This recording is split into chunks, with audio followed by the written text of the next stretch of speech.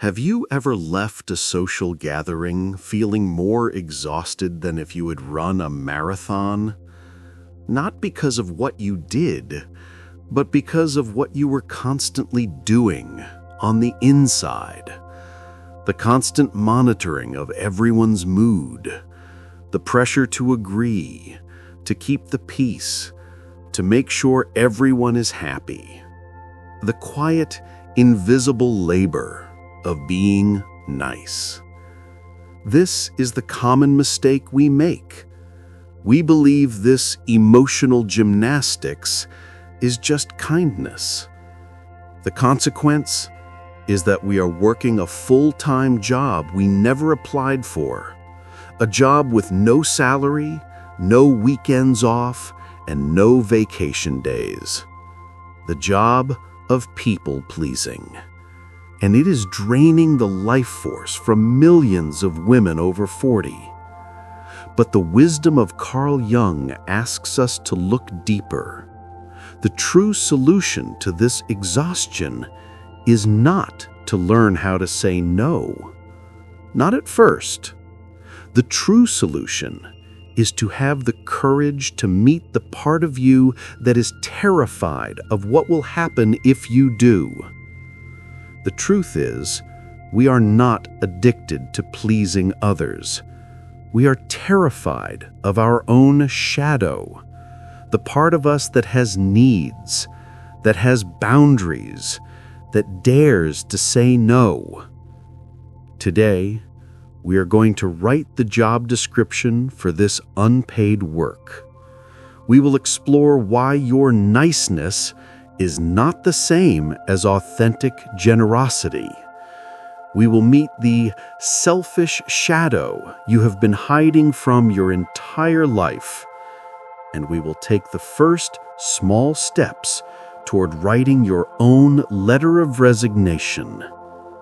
It is time to quit the job that is quietly killing your soul. The disease to please is a subtle one. It does not announce itself with a fever or a cough. It disguises itself as kindness. This is the great mistake we make. We believe that the exhaustion we feel from our social interactions is the price of being a good person. The consequence is that we never question the job itself. We just try to become a better, more efficient employee. We learn to smile wider, to listen longer, to say yes a little faster, and we sink deeper into a quiet, respectable burnout. But the true solution, the one that Jung's work illuminates, begins with writing a job description for this unpaid labor. Let us, with radical honesty, look at the daily tasks of the professional people-pleaser. The first task is anticipating needs. This is the psychic work of constantly scanning the people around you, trying to figure out what they need before they even know they need it. It is seeing your friend's glass is almost empty and rushing to refill it. It is sensing a lull in the conversation and jumping in with a question. It is a constant, exhausting performance of attentiveness. The second task is unnecessary apologizing. The people-pleaser often apologizes for things that are not their fault. I'm sorry, is my bag in your way? Sorry to bother you. I'm so sorry you had a bad day.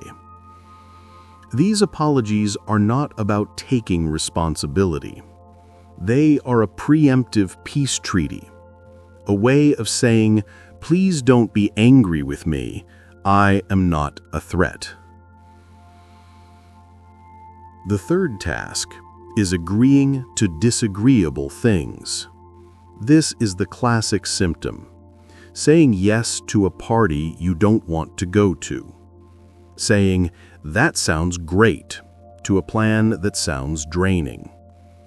Each yes is a small act of self-betrayal, a quiet reinforcement of the belief that other people's happiness is more important than your own peace. And the fourth task is swallowing your own opinions. This is the art of becoming a chameleon, of sensing the dominant opinion in the room and either agreeing with it or staying silent. It is the fear that your authentic thought, your dissenting opinion, might cause a ripple. It might cause conflict. And for the people-pleaser, conflict is the most terrifying thing in the world. I used to be a master of this. I could morph my personality to fit any room, any person. I thought it made me likable. What I didn't realize was that it was making me disappear. I had become a collection of pleasing reflections, with no solid self at the center. These are not character flaws. Let us be very clear about that. This is a brilliant, highly attuned survival skill that you likely learned in childhood. It is the skill of learning that to be loved, to be safe, to be accepted, you had to be good. You had to be accommodating. You had to be pleasing. And this brings us to the true Jungian root of people-pleasing. It is not about kindness. It is not about generosity. It is about fear. Specifically, it is about a profound, unconscious fear of your own shadow. The shadow, as we've discussed, is the basement of your psyche. It is where you have stored everything you were taught was bad or unacceptable. And for the people-pleaser, the monster in the basement, the one they are terrified of, is the selfish one. The shadow of the people-pleaser holds your own needs. It holds your boundaries. It holds your anger. It holds your powerful, unapologetic no. We are not afraid of disappointing others. We are terrified of the person we think we would become if we did. We are afraid that if we let that selfish shadow out of the basement, we will be rejected. We will be abandoned. We will be unloved. So we work this full-time job to keep the monster locked away. So I invite you to pause here, just for a moment. Look at this job description. Anticipating, apologizing, agreeing, swallowing. Which of these tasks are you most often assigned in your own life? To see the pattern is to see the bars of the cage. It is the first step towards understanding that your niceness may not be a gift you are freely giving. It may be a ransom you are constantly paying to keep your own shadow in chains. But what is the true cost of this endless labor? And what is the difference between this fear-based pleasing and a true, authentic generosity? We have met the shadow, the terrified inner gatekeeper whose only job is to keep the selfish one locked in the basement. And to do this job, it pays us a salary. This is the great mistake we make. We believe the small rewards of people-pleasing are worth the effort. We mistake a short-term pacifier for long-term nourishment. The consequence is that we become addicted to a paycheck that is bankrupting our soul.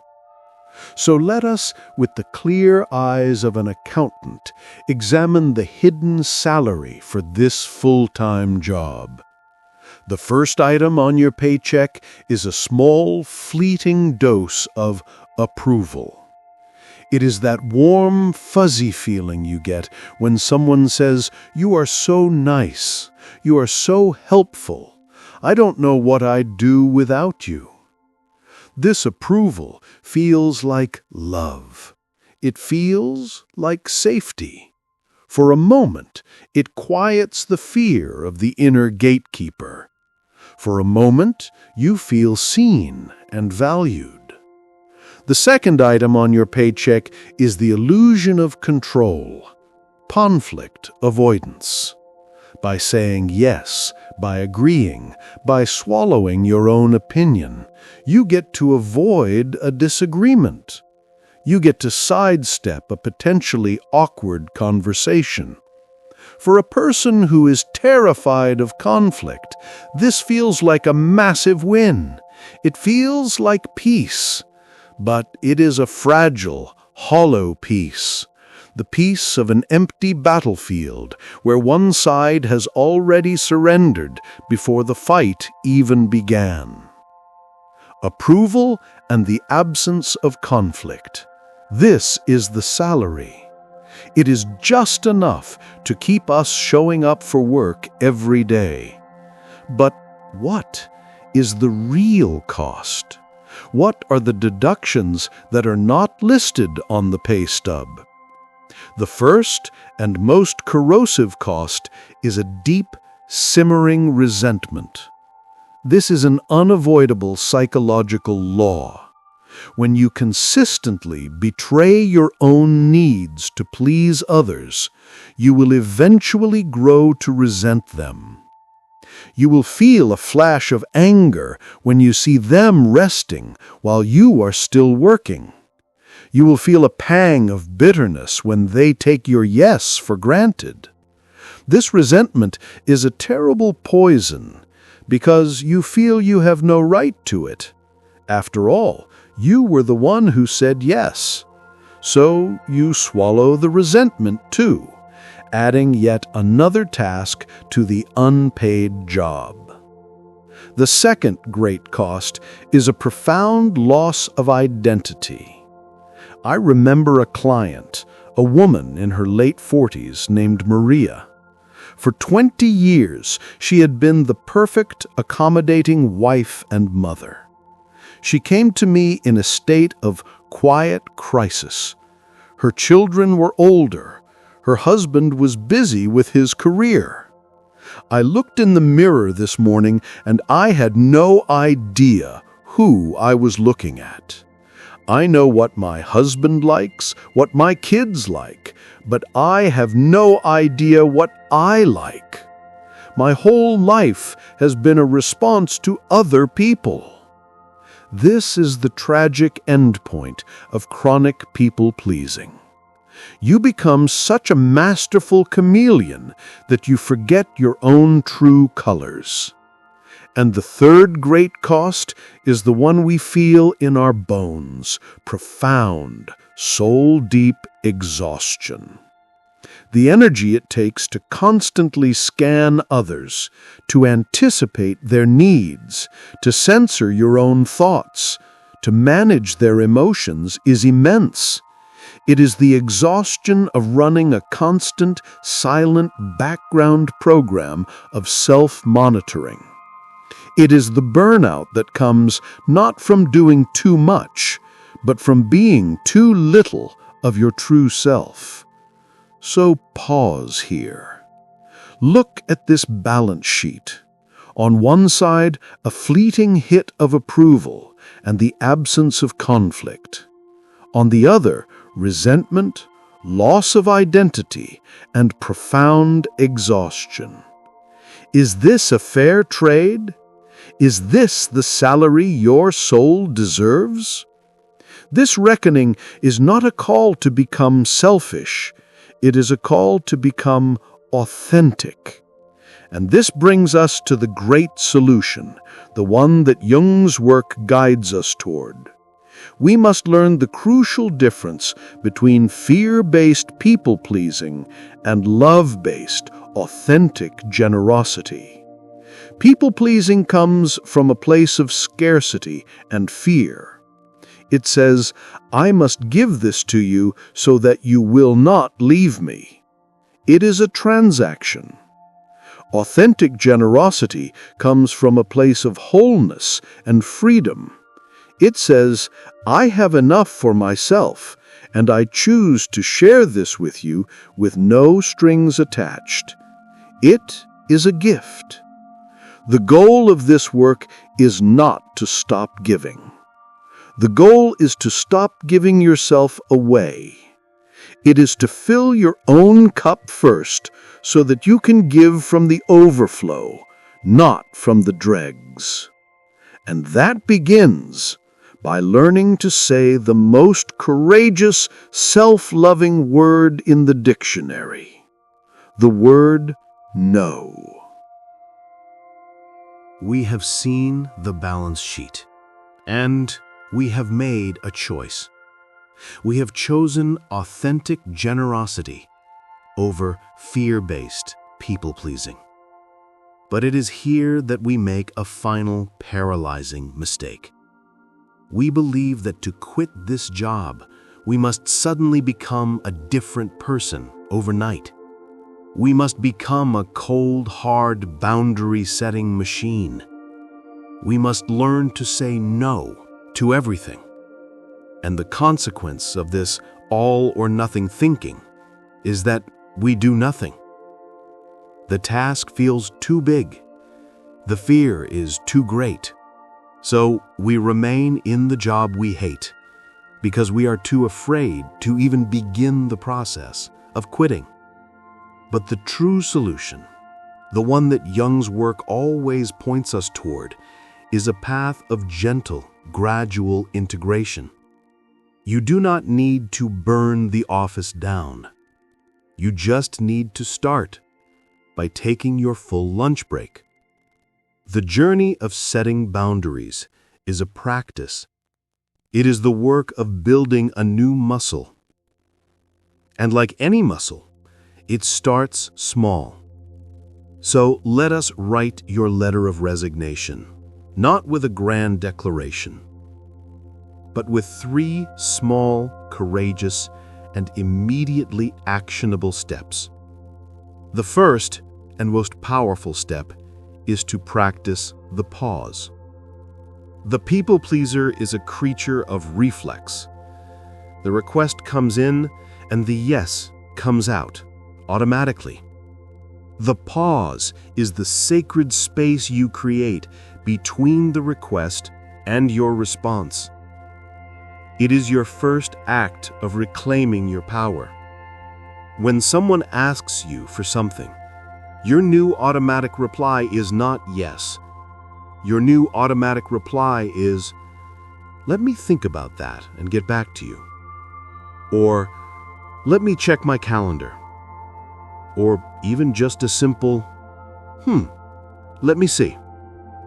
This pause is a revolution. It gives you time to check in with yourself, to ask, do I actually want to do this? Do I have the energy for this?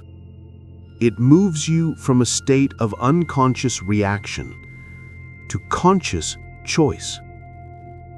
You are no longer a reflex. You are a sovereign being.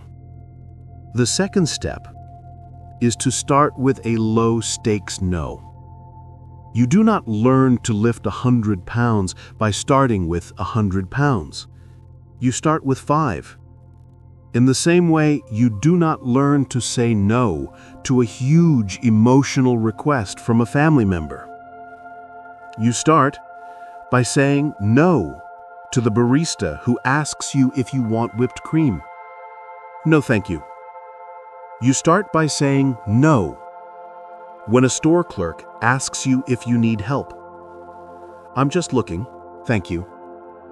These may sound trivial. They are not. These are your training weights.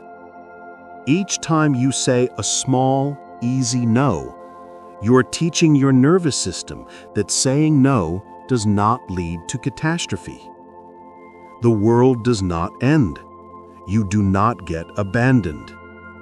You are building the muscle, the resilience, for the bigger, more difficult no's that are waiting for you. And the third most liberating step is to state your need, not your justification.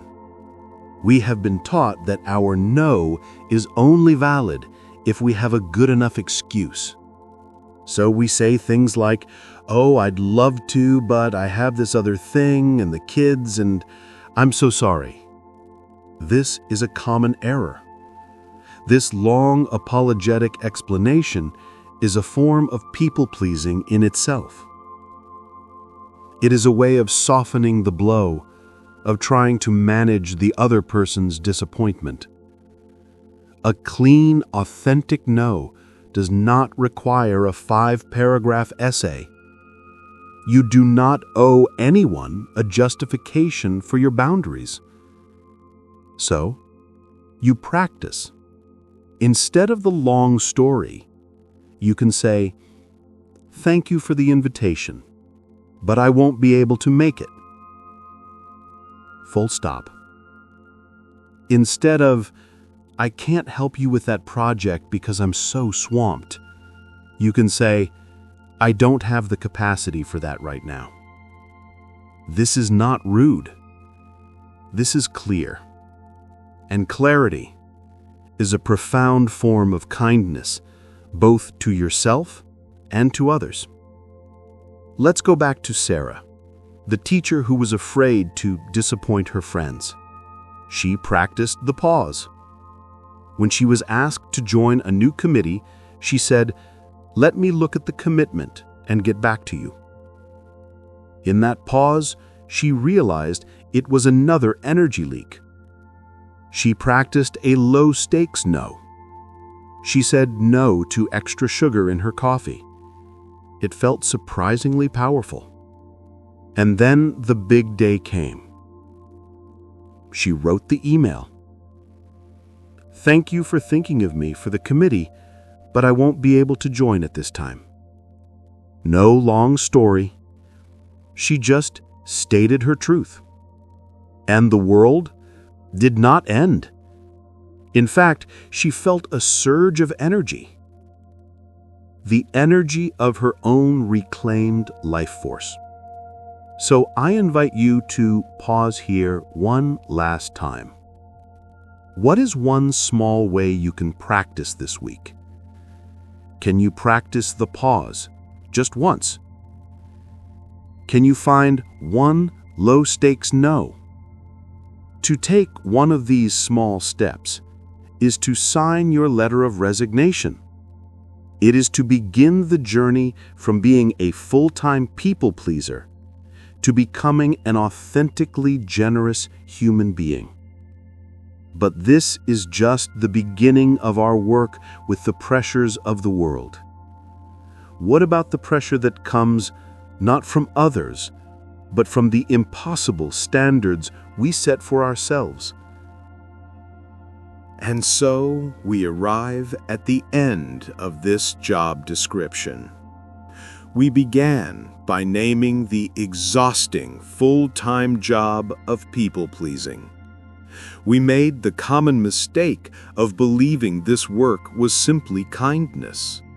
The consequence was a life of quiet resentment, a loss of self, and a profound burnout rooted in the fear of our own shadow.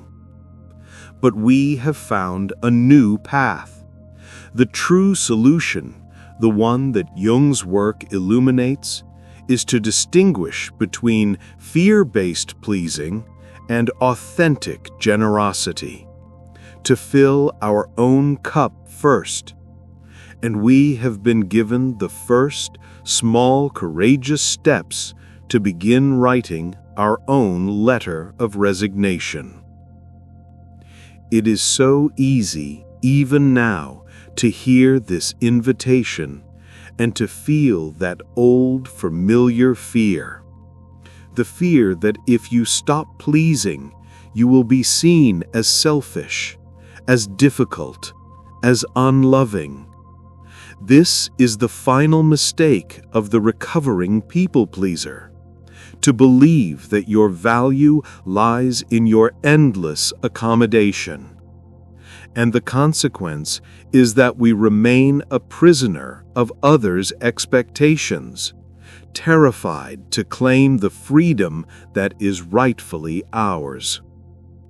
But the truth, the one I invite you to hold in your heart, is that every no you speak to something that drains you is a powerful yes to your own soul. Your boundaries are not walls to keep others out. They are the sacred fences that protect the garden of your inner world. A no that comes from a place of self-honor is one of the most loving things you can offer the world, because it allows your yes to be a true, wholehearted gift, free from the poison of resentment. This is the great work of individuation. It is the journey of learning that your first responsibility is to the truth of your own energy. You are not here to be a reflection of what others want you to be. You are here to be yourself. And your authentic self, your true colors, is the greatest gift you have to give. So, as we close our time together today, I invite you to take the first symbolic step in resigning from this job. In the comments below, I invite you to make a small, powerful declaration. This is not just a comment. It is the first line of your resignation letter. Begin with the words, "Today I will practice the pause." By sharing this, you are not just making a commitment to yourself. You are joining a quiet revolution of women who are choosing their own well-being. You are giving every other woman who reads it the permission to do the same. We have taken the first steps to stop pleasing others. But what about the most demanding boss of all? The one who lives inside our own heads? What about the relentless internal pressure to have it all, do it all, and be it all perfectly? That is where our journey will continue.